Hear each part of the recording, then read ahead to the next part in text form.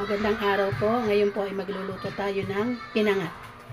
Ang ating pong mga ingredients ay dahon ng sibuyas, hipong maliliit na tinadtad, asin, paminta, luya, sibuyas bawang, sili, dahon ng gabi, gata, at meron po tayong lemongrass or salay. Ngayon po ay mag-i-start na po tayong paghalo-halo ng mga ingredients. Lagay na po natin ang hipong tinadtad. Sunod po natin ang paminta. Sunod po natin ang asin, luya,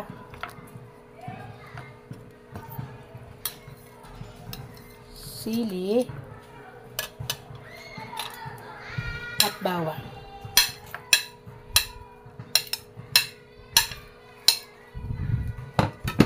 Haluin lang po natin.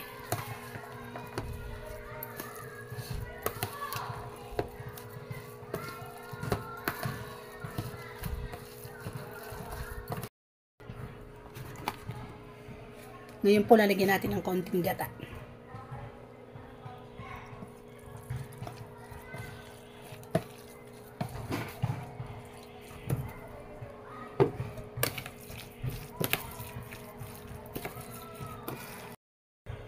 Ngayon po, mag-start na po tayo. Maglagay po tayo ng tanglad sa kaserola.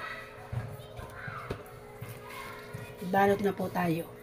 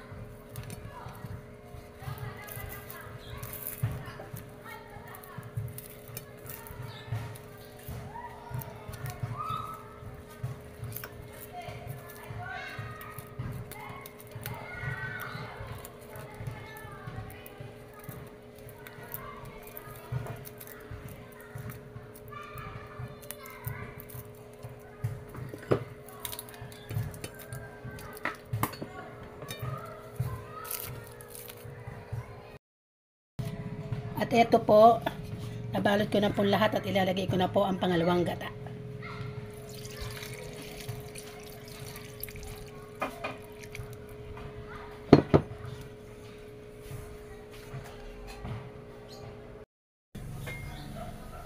Salang na po natin sa mahinang apoy.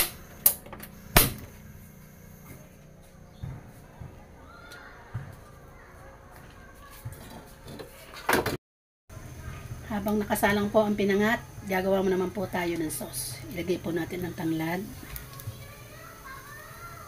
kakang gata,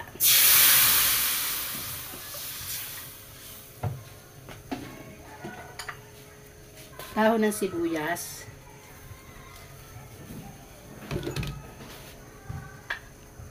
paminta,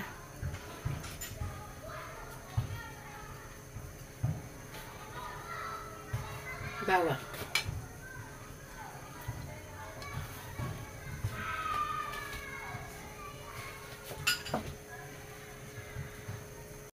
Lagyan na po natin ang asin.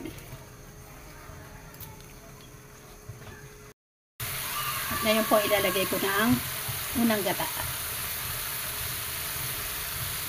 o kakang gata.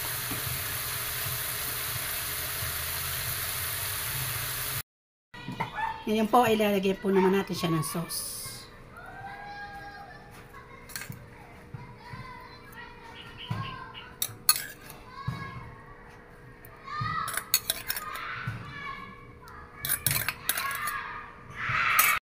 At ito po ang ating pinangat.